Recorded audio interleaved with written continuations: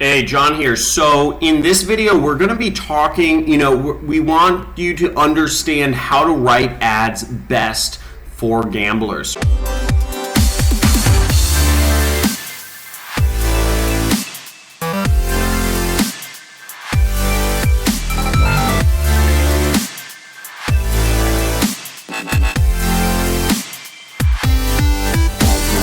So I'm going to be explaining gambler psychology so you can use it in your copywriting to write ads that get people to sign up for your service.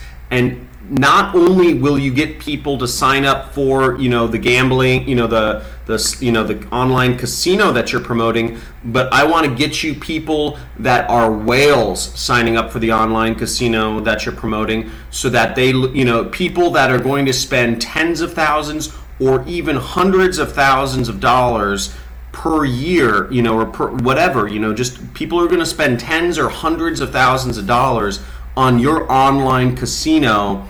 So what we want to do to get started here is we want to actually write ads to the people who are the biggest gamblers, the people who spend the most money. And I have some videos available to you guys. You guys should have seen somewhere on this page. There are going to be links to videos that are interviews I did with actual gamblers, and you may have seen this interview with this man right here, who has spent literally hundreds of thousands of dollars gambling, and he explains how and why he does it. But I'm going to be going over all that stuff. So to start, what we want to do is we want to actually look at the characteristics of the biggest gamblers. And what a better place to do that than let's go to Google. And what I did, just to show you what I did, is I searched for demographics of gambling addiction. And we could also search for, look here, Google is suggesting us some stuff though, but let's search gambling addiction statistics. So this is really good information. So this is where I would start with, with gambling addiction. So the reason why I'm looking at this is because if we look at gambling, gambling addicts, we're actually going to look at the people who play the most. So let's just look at this. 2 million Americans, 1% of Americans are pathological gamblers. So 1% of people are going to be just always gambling, which is, it's not necessarily good, but it's good for us. So let's look at this. So the presence, how do they define, gambling addiction? Well, it's an inability to stop gambling despite the best efforts, irritability when trying to cut back on gambling, the need to wager larger sums, gambling to relieve stress or escape from problems, and constant attempts to break even from losses. So although these people are addicts, ultimately, the goal of, Live Strong or whoever is to help that. And we should always make people aware of places they can go to help that, gambling addiction. But ultimately, these are going to be the people who gamble the most. So this is going to be the best place to find statistics on who are the biggest gamblers. So let's look. They may suffer from mental disorders such as depression, anxiety, and stuff like that. So let's type in some of the so let's just say, so first let's get some of the characteristics. Mental disorders. And if you guys saw our interview with this gambler right here, you would have noticed he's bipolar. So mental disorders, we could say, depression, anxiety, bipolar. And he said his bipolar nature makes him, wage large sums of money. He can't stop gambling. Divorce rate is significantly higher. So, let's say divorced, just to get an idea, divorce, domestic violence. So these are all things, you know, pathological gamblers. Gambling Anonymous. Let's see what else we have here. 5 alarming gambling statistics. The likelihood for gambling addiction increases 23-fold for people who use alcohol. So alcohol use.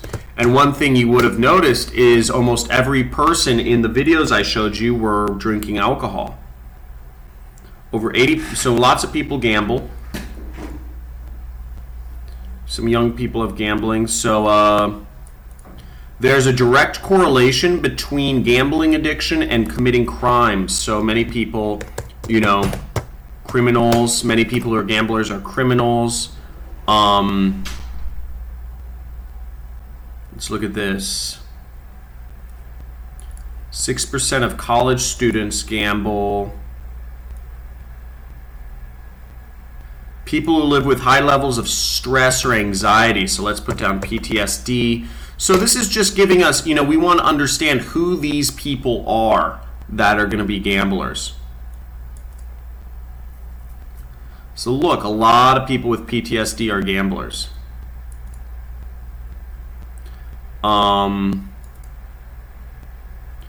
Mental disorders, depression, anxiety, substance abuse. You know, we could put in maybe drug use.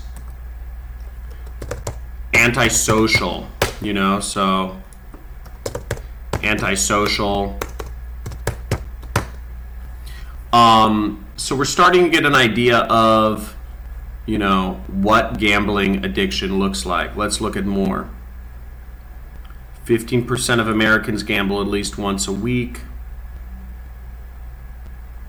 Crime, addiction, bankruptcy, you know, bankruptcy.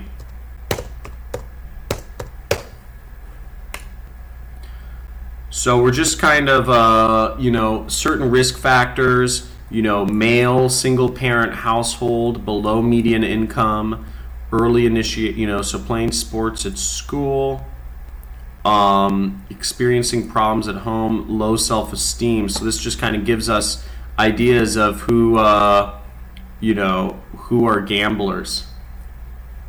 Lots of college students. So, you know, we're getting, you know, we start getting an idea of who these people are that gamble a lot. Let's just keep looking. So there's a lot of resources to kind of get an idea of who these gamblers are. And there's a lot of free information out there. Just by Googling, you know, we are getting a lot of information. So I'm just looking for some statistics. So lottery sales, you know, California, New York, you know, casino revenue, tribal gaming, you know, so we're getting an idea of who these people are, you know, and again, it might be different for bingo players, but look at this, substance abuse, you know, disorders, so people who like alcohol, you know, state agencies and affiliates, administration.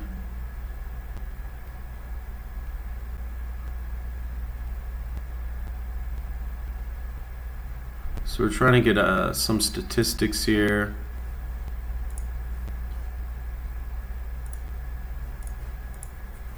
So how the brain gets addicted to gambling. So there's a lot of information here. I'm not going to waste too much of your time kind of going through this, but you know, you can definitely go through this, but what we're seeing, you know, physical symptoms, what we're seeing as some of the, you know, dual diagnosis, it seems like lots of substance abuse has, you know, a big correlation with gambling. And let's see anything else. So here's some interesting stuff. Reason for gambling: to provide excitement, get a rush of adrenaline. You know, to be more social. to numb unpleasant feelings, to not think about problems, boredom or loneliness, to relax after a stressful day, to solve money problems. So, okay, so that's interesting. So we're seeing some of those things come up in our people. Now, okay, so here's interesting stuff. Lying, anger, people who borrow money, hopelessness. So let's say, they might borrow money, etc. But the whales probably have some more money. So let's, looking back at our, gamblers, what we kind of came up with, just to kind of go back over, if you watched these videos already of my interviews with the other gamblers on, I should have given you links to watch the videos. What you would have realized is we have a number of different commonalities with all these people. So one was, so let's bold this. Oopsies. One commonality that we saw was a lot of these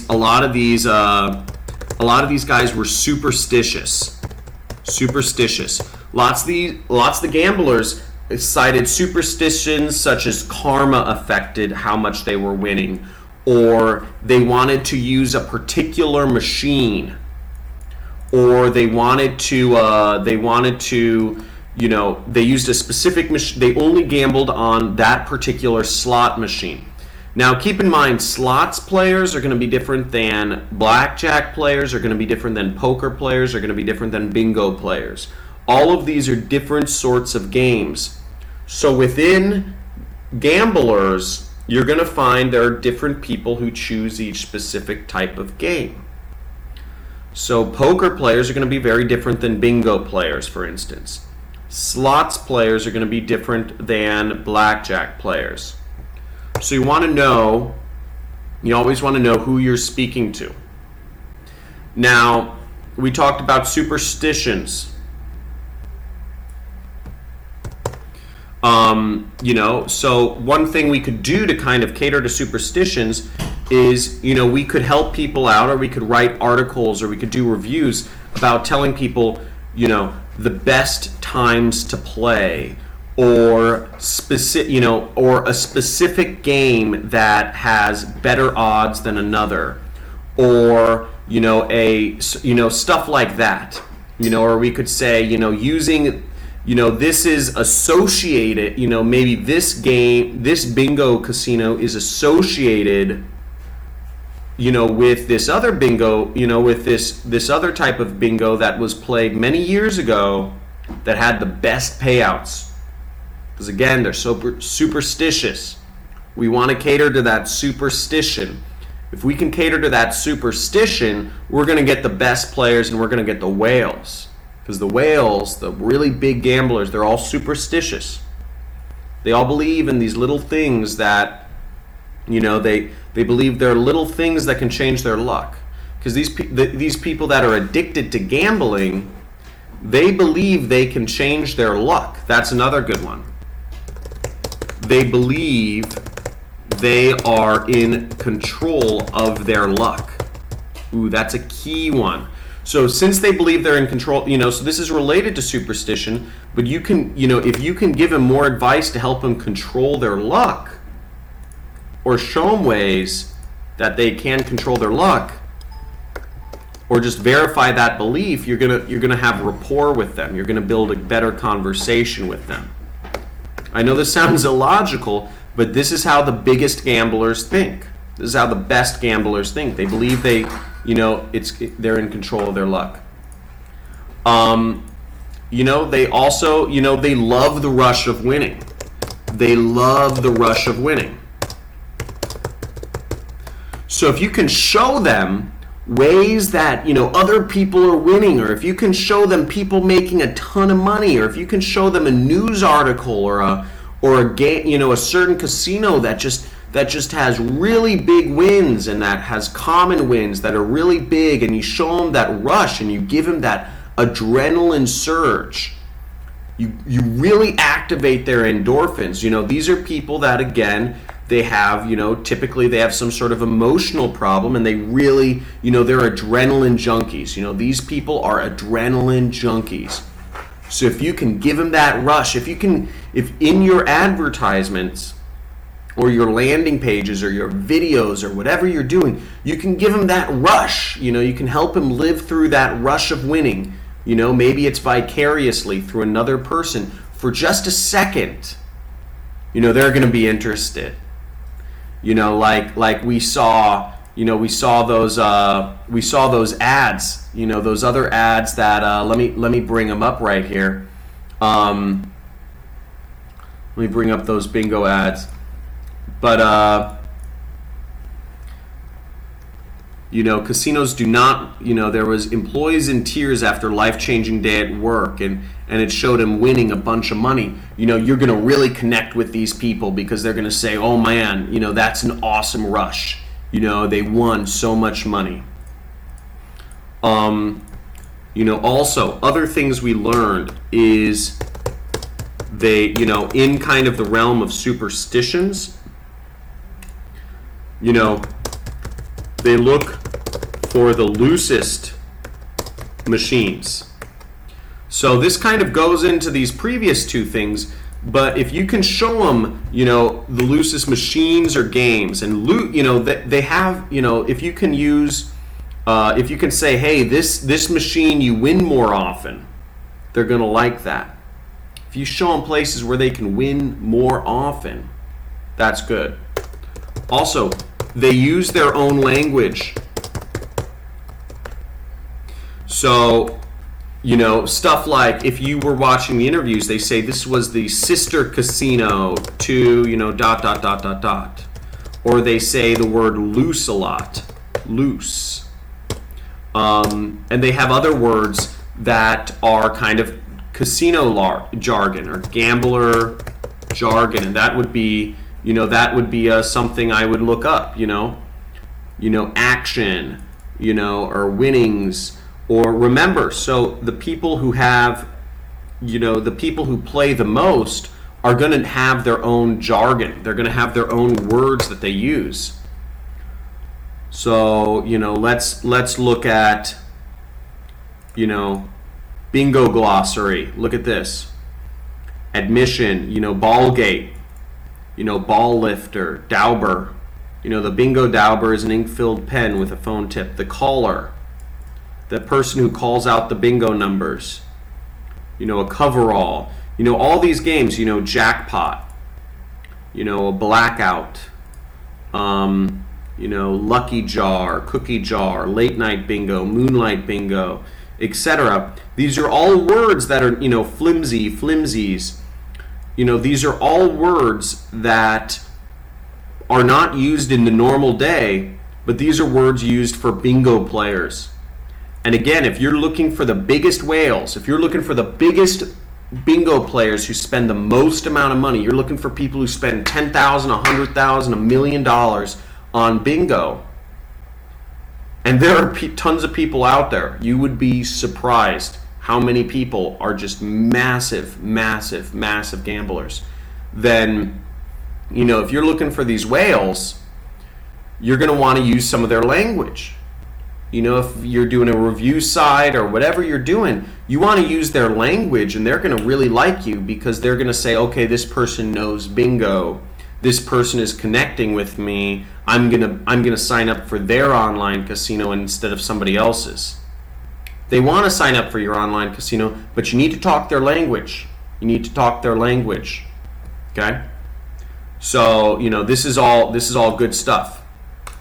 So they have their own language. Use it. Another thing we're seeing, these people play daily. They play daily. And, with all the people I interviewed, they all play on a daily basis. They spend somewhere around like $50 to $20 to $100 every single day, 5 days a week. Every single day, these people spend $50 to $100 on gambling. Every day. That's a lot of money. And you times that by 12, by 30 days, by 12 months, by 25 years. Like our gentleman here, he spent hundreds of thousands of dollars. Hundreds of thousands of dollars he spent on gambling. And that's great. Because you're looking for the whales. One thing they're worried about, they're worried about giving away their personal information online. So the more so the reason lots of these people don't play online is because of this. They just don't, they don't trust the online casinos. So if you can really help show people that the online bingo site or whatever the casino you're promoting has the most is very reputable and has a lot of trust, and the information is never going to be misused, and none of their personal information or bank information or credit card information is ever going to be misused, they're going to trust you a lot more. But you really need to work hard, because again, lots of these older people who spend the most amount of money, they are not used to online stuff. They didn't grow up with the internet, so you really need to cater to that psychology that they're untrusting of putting their information online. So you really need to show them and back it up and say, hey, look, this is, everything's going to be okay. Again, they play for entertainment. They play for entertainment. They play because they play for entertainment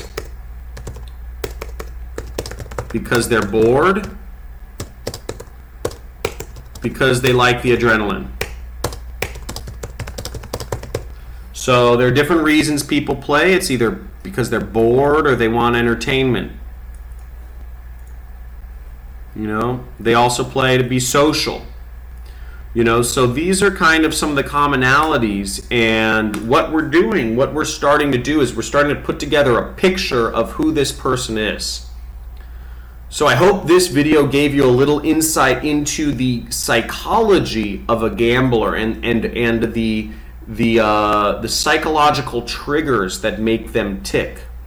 And what we're going to do is we're going to work this all into our creation. Ultimately, we're going to work a lot of these things into our ads. We're going to work a lot of these things into, how we, or the stories we tell them on our websites. Again, to connect with them, we have to tell stories about similar people who are divorced or who use a lot of alcohol or who have committed crime or who have PTSD because of war, antisocial behaviors, bankruptcy, borrowing money, etc., mental disorders. And we could even use this for some targeting. This could be targeting if we're advertising on a particular ad network. We could target people who have anxiety, have depression, or people who are interested in who have PTSD. We could also we could use these commonalities. We could use these to again write our ads, write our stories, and really connect with the people. Again, there are other affiliates out there, but if we show that our casino, our online bingo or whatnot, has the loosest machines, has the loosest payouts, the biggest jackpots, then we're going to really connect with them. And we're going to really, really work towards getting people signing up for our online casinos. And again, if we're targeting, so we're going to get the people signing up for our online casinos, and we're going to get the whales. And we get the whales that spend hundreds of thousands of dollars, and we're going to be making hundreds of thousands of dollars. Because if our ads bring multiple people who are spending hundreds of thousands of dollars a year, or over time, this is what can turn you into a millionaire. You get a couple of the guys like this using your online casino, and you're making a ton of money. It's that easy. It's that easy. And we just did some of that right here. So I'll see you in the next video. I hope this is all starting to come together. And again, if you're confused at this point, remember, confusion is a sign of growth. Confusion means you are growing. So if you're confused at this point, that's fine. It's a sign you're growing, it's a sign you're learning, and you're going to have to go back over these videos again to really get everything to make sense. But it's a sign of growth. So I hope this has been helpful. We're going to start piecing everything together very soon. But I hope this all makes sense. You know, the commonalities of gamblers and what their psychology is. Thanks for watching.